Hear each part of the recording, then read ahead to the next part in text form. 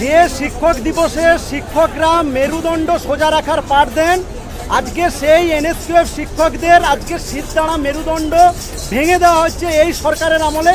তাই আমরা বাধ্যগত বাটিয়াতে রাস্তায় নেমেছি। এই সন্দীপ ঘোষের মতো শুধু স্বাস্থ্যক্ষেত্রে নয়, আমাদের কারিগরি ক্ষেত্রেও এরকম বহু সন্দীপ ঘোষ আছে, যার জন্য আমরা দীর্ঘ 11 বছর এই শিক্ষা ব্যবস্থায় দুর্নীতি হয়ে আমাদের আজকে রাস্তায় বাটিয়াতে নামতে হয়েছে। আমাদের দীর্ঘ 2 মাস স্যালারি নেই, কারো 3 মাস স্যালারি নেই। এনএসকিউএফ শিক্ষকদের দীর্ঘ 11 বছর ধরে চুক্তিভিত্তিক করে রাখা হয়েছে। তাই আমাদের দাবি, আমাদের অবিলম্বে স্থায়ীকরণ করা হোক, আমাদের কর্মক্ষেত্রে নিরাপত্তা দেওয়া হোক, আমাদের ম্যাডামদের কর্মক্ষেত্রে নিরাপত্তা, আমাদের কর্মক্ষেত্রে নিরাপত্তা। আমরা সামাজিক সুরক্ষার দাবিতে বাধ্য হয়ে ভিক্ষাবৃত্তি করে সরকারের দৃষ্টি আকর্ষণ করছি। যেখানে আজকে শিক্ষক দিবসে স্কুলে থাকার কথা, আজকে আমরা বাধ্য হয়ে রাস্তায় নেমেছি এবং রাস্তায় নেমে সরকারের দৃষ্টি আকর্ষণ করছি যে শিক্ষকদের শিরদাঁড়া আপনারা ভেঙে দেবেন না। আমরাই জাতির কারিগর, আমরাই ভবিষ্যৎ গড়ে তুলছি, অথচ আমাদের শিরদাঁড়া ভেঙে দিয়ে আমাদের মেরুদণ্ডহীন করে দিয়ে আমাদের রাস্তায় নামিয়ে দেওয়া হয়েছে।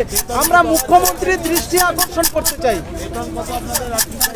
আমাদের বেতন যেটা দেওয়া হয় সেটা খুবই সামান্য, যেখানে 16,000 টাকা, 17,000 টাকা, 15,000 টাকা, তাও কোনো ঠিক নেই। আবার 6 মাস অন্তর বেতন হয়, যখন তখন ছাঁটাই করে দেওয়া হয়। প্রাইভেট এজেন্সি দিয়ে আমরা শিক্ষক নিয়োগ বন্ধ করতে চাইছি, শিক্ষার বেসরকারিকরণ বন্ধ করতে। তাই আমরা আজকে বাটিয়াতে ভিক্ষাবৃত্তি করছি। সাধারণ মানুষের অধিকার কেড়ে নেওয়া হচ্ছে, শিক্ষার অধিকার কেড়ে নেওয়া হচ্ছে, তাই আমরা আজকে রাস্তায় নেমেছি। আমার নাম শুভদীপ ভৌমিক, এনএসকিউএফ শিক্ষক পরিবারের রাজ্য সম্পাদক।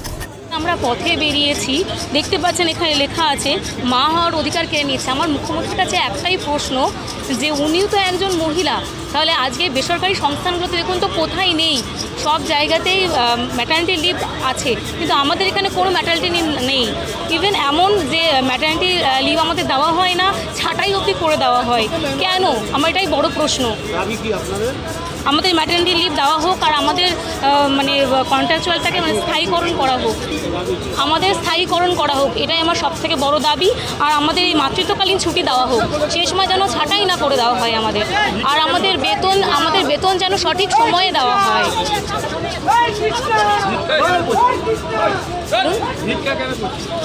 কি করব, আমাদের 6 মাস ধরে 7 মাস ধরে বেতন হয় না।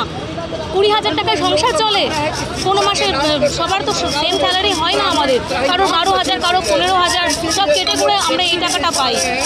কি করে সংসার চলবে আমাদের? হ্যাঁ, আজকের দিনে বেরোতে বাধ্য হয়েছি। কি করব আমরা, আপনারা বলুন।